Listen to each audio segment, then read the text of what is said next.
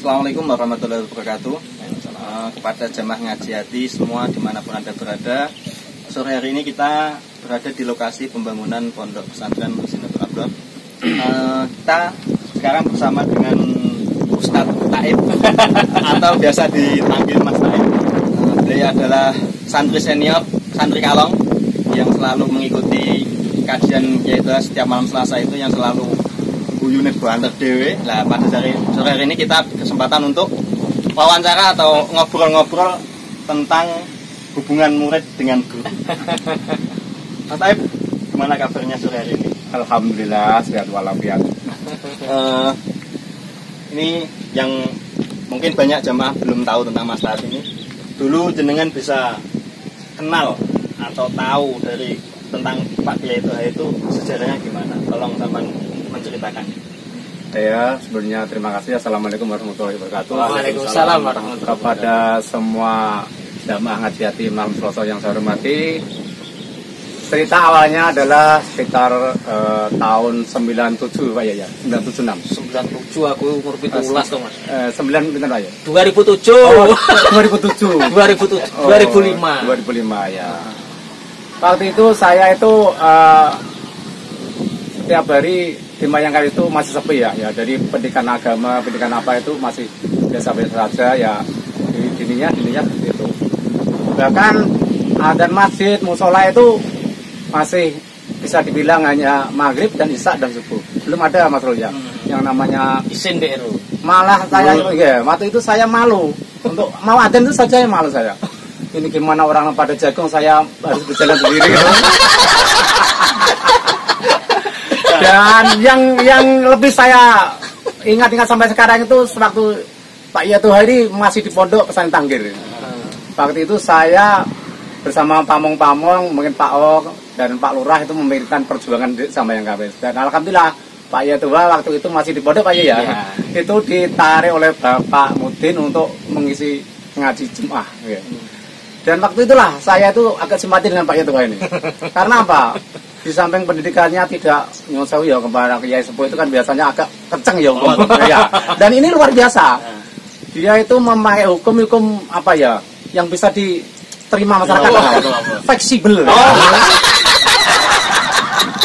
Jadi yang saya kenal sekarang dia tuh Ustadz fleksibel ya. Gampangan ya. Bisa beradaptasi dengan apapun. Taruh di sepak bola itu ketika masuk di klub langsung bisa beradaptasi dengan pemain. Tidak membutuhkan waktu lama dan tidak membutuhkan pelatih. Ini yang saya heran ya. Ya akhirnya di Mayangkari itu banyak kemajuan sekali Mas, terutama hukum masalah orang korban. Dulu korban belum ada Mas. Sampai saya ada masalah Mayangkari ya, bukan saya itu mundurkan diri enggak ya. Memang terakhir itu masih langka orang korban, orang apa itu hakiko dan lain sebagainya. Hakiko ya. Santri senior ini. Namanya orang Mas Rul. Jangankan saya, Ustadz ada kelemahannya. Lanjut. Ya. Dan alhamdulillah ada Pak Yatuh itu sewaktu di masjid itu sering mengutarakan masalah hakiko, korban, pentingnya sedekah apalagi zakat. Dan alhamdulillah perkembangannya luar biasa. Ternyata di samping itu juga musola skala sudah banyak sekali, jamaahnya full ya. Oke, ya alhamdulillah. Dan sekarang berdirinya apalagi berdirinya pondok pesantren yang kedua atau sangat mendukung perkembangan agama di Mayangkabis. Dan alhamdulillah sekarang di Mayangkabis itu Mas Rul, orang yang malu bukan yang ke masjid, tapi yang tidak ke masjid malu sekarang. Berarti dampaknya luar biasa. Luar biasa, alhamdulillah. Saya juga menjadi pede karena dagang saya Pak itu. Untuk bermasyarakatnya gitu ha? Ya. Ketua preman dia. Mungkin bisa sedikit diceritakan itu. Pernah saya diceritain itu anak muda-muda ini membuat pengajian Mas Rul. Pengajian tahun berapa Pak ya? Prados itu 2002. Saya bingung. Ini Pak Yatuh mau katut atau ngetotor. Saya tahu itu agak curiga sama Pak Yatuh. Ini mau membangun atau merusak? Ya kalau Pak Yai kena, kalau Pak Yai yang kena, itu kan bahaya. Kok podo kena nih? Iya, alhamdulillah yang kena ternyata premannya. Alhamdulillah luar biasa Pak Yai ini. Saya salut Pak Yai. Dia itu bagian intan di apa itu? lembu nopo intan di tengah apa ya kotoran Pak ya.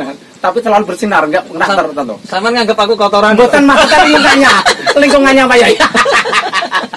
Jadi bisa menerangi lah. Bisa menerangi ya, bagaikan sinar lampu di malam hari lah gitu. Mohon maaf aja kalau ada yang terus teknya Sampan kok memilih beliau yaitu sebagai guru itu kenapa? Ya, ini perkembangan zaman Mas, tidak bisa kita pungkiri, tidak bisa hindari. Contoh ya, orang santri sekarang di samping alim, cerdas, soleh, harus kerja keras. Ya, ini yang saya suka ya. Lah, makanya memang saya punya kiai, cuma saya Pak Ye itu aja, selain Pak Ye saya juga punya. Tapi dia tasawuf, mengajarkan ilmu ya sak cukup ya. Tapi di akhir-akhir zaman ini memang saya renungi penting sekali. Ternyata finansial itu. Ya, kita bangun pondok Anusarut ini. Kalau tidak ada biaya. Oh, dari mana ya? Dari mana? Saya nggak tahu. Yang tahu Pak Yai. Itu satu contoh. Jadi luar biasa. Tapi dulu Pak Yai bekerja keras itu ya? Bekerja keras ya. Apa yang Sampan tahu dari beliau? Dia itu sering memikirkan orang lain, dirinya sendiri kadang nggak dipikirkan. Jadi punya murid baru itu saya ingat Pak Yai. Punya uang katanya 8.000 untuk murid-muridnya dia itu sabar menyi kita nanti ada rezeki lagi. Kalau dia tuh ngerti cerita model ini sing sajrone dan keluarga itu. Lu murid senior tahu dong. Kalau murid yang acaranya cawe nggak tahu. Cuma kalau saya pendidikan saya terus terang itu SMP lah, saya SD. SMP perawatan 3 bulan. Tahu jerone gitu ya? Nggak tahu, belum saya buka. Maksudnya dari segi finansial juga tahu bahwa saya nggak apa dulu itu apa ya dia miskin. Tapi kaya hati Mas Rul ya. Karena Pak Yai sering jauh sama saya. Kira boleh miskin harta tapi kaya hati. Tapi kalau sekarang kaya lahir batin. Yang jenengan kangeni dari beliau yaitu apa? Yang paling Sampan kangeni kalau nggak ketemu itu pandai menghidupkan suasana. Guyonnya itu sangat menyentuh dan ada maknanya bukan hanya guyon. Saya sering diceritai orang soleh-soleh dulu itu salut, ada guyonnya, ada terutama sekatan iman apa itu. Jadi saya belum kenapa itu hukum yang saya ambil yang berat-berat. Jadi saya sampai tegang gitu. Contoh. Barang siapa yang tertawa terbahak-bahak akan hilang apa namanya? Hatinya keras. Nah, hatinya itu kan suatu dapat guru Pak Yeto ini lain lagi, ada keterangan lain. Ya. Orang lain bisa rileks karena maksiatnya. Nah, kenapa kita tidak rileks karena beribadah pada Allah? Mengaji, rileks ya. Alhamdulillah. Jadi sekarang face saya tuh nggak bisa jadi stres saya. Jadi tambah seneng ngaji. Tambah seneng mah hiburan dunia akhiratnya. Sampan kan ngaji setiap malam Selasa juga ketemu di hari-hari yang lain. Ya. Kesibukan sendiri. Tiap hari saya saudagar SPBU. Tapi SPBU cilik. Pom ini Mas Bro. Oh, pom ini. Iya, pom ini. Pom ini Mas Bro. Ya alhamdulillah bisa untuk menopang setiap hari kebutuhan saya untuk mencukupi anak dan istri dan cucu sekarang ya. Sudah punya putu? Sudah cucu. Tasing datang ya. Setelah ngaji sekitar beberapa tahun. Sudah berapa tahun ikut ngaji? Alhamdulillah sudah berapa ya?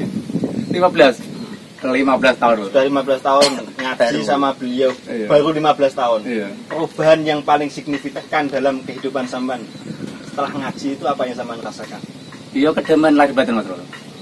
Alhamdulillah, hukum-hukum bisa saya tetapkan semampu saya. Jadi ada persoalan saya tanya Pak Yai, ada solusinya. Seperti itu, Pak Yai pernah sebut sama saya, terutama masalah orang itu kalau nggak punya ilmu, bagaikan satu gelas dicampur dengan garam 1 sendok. Bukan main, rasanya nggak keren ya. Tapi setelah dapat ilmu dari Pak Yai itu seperti danau, Bang. Kalau ilmu saya alhamdulillah seperti danau. Luas berarti ya. Dicemplungi uyah sendok enggak berasa. Itulah kelebihan punya guru ya. Dan guru memang saya alhamdulillah punya dua sosok ya. Mohon maaf ya yang guru saya memang yang dari kecil Pak Yu Muzamil Sidoaras ya. Jadi Arita murid bayi lagi muridnya Habib Lutfi ya, sering sana. Dan alhamdulillah jadi ada namanya memilih hukum lah semampu saya. Jadi tapi paling anak saya seneng Pak Yaitu ringan. Mungkin ada pesan dan kesan bagi jamaah yang baru kenal Kiai Toha atau yang mau ngaji sama Kiai Toha, ada pesan-pesan khusus dari santri senior yang sudah 15 tahun. Insya Allah, alhamdulillah ya. Jadi intinya orang hidup itu harus punya guru sebab untuk kita bertanya masalah hukum, masalah kehidupan setiap hari. Jadi hidup kita itu tidak hampa gitu mas. Yang jelas itu. Saya merasakan sendiri. Karena apa? Hidup itu kalau tidak mengaji tanpa punya guru kan bagi orang berjalan tanpa lampu. Ya, ya kita kadang-kala ya terjerembab yang tidak yang kita perasaan saya benar, tapi itu keliru. Pernah sekali. Bualah sering dulu saya sering dulu itu. Pokoknya pengalaman-pengalaman seperti itu sangat banyak. Jadi menurut pikiran saya benar tapi ternyata belum. Makanya tema-tema rekan Jamaah Hati Haji, ngaji hati malam Selasa. Jangan ragu untuk berguru pada Pak Yaitu. Insya Allah beliau masih sanggup bekerja keras untuk mendidik umat. Dia ini luar biasa sibuknya loh Pak Yaitu. Saya menyadari.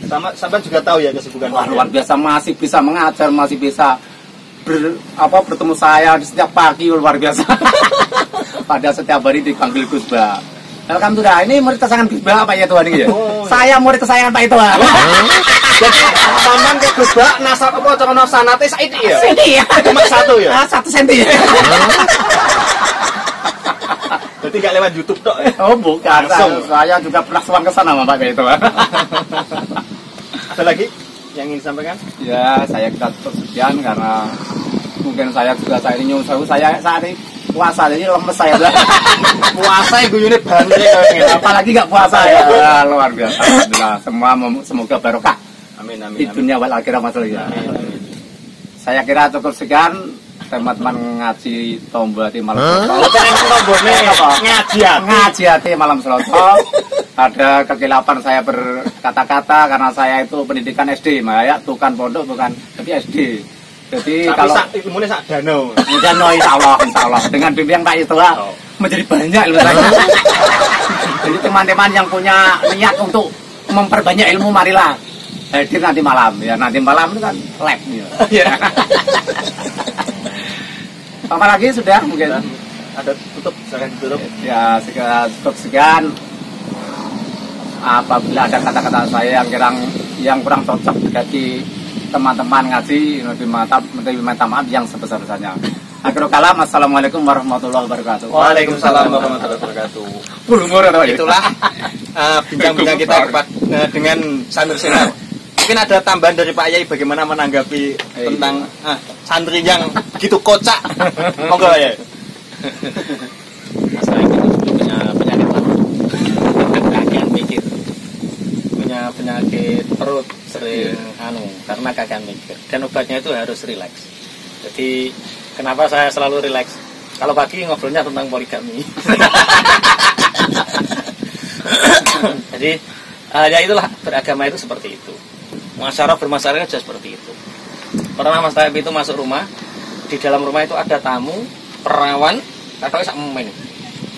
Alumni Taiwan. Iya. Alumni Taiwan. Astagfirullah. Dia langsung berlari karena takut. Terus tanya, kenapa Pak Yai seperti itu? Didebat, dihujat. Kandani. Masuk ke dunia mereka, ajak mereka ke dunia kita. Itu cara berdakwah. Tidak langsung, ini haram, nggak boleh namu kiai, nggak boleh. Jadi masuk ke dunia mereka, ajak mereka ke dunia kita agar mereka tahu menyelami keindahan beragama. Yaitu dari kami cukup. Terima kasih atas waktunya untuk Yaitu dan Ustadz Taib. Sekarang sudah Ustadz ya? Sudah. Karena sudah lebar dana. Payu Arang Gading. Saya juga kasih mau itu juga saya. Terima kasih dari kami. Semoga bincang-bincang yang sedikit ini banyak bermanfaat. Assalamualaikum warahmatullahi wabarakatuh. Waalaikumsalam.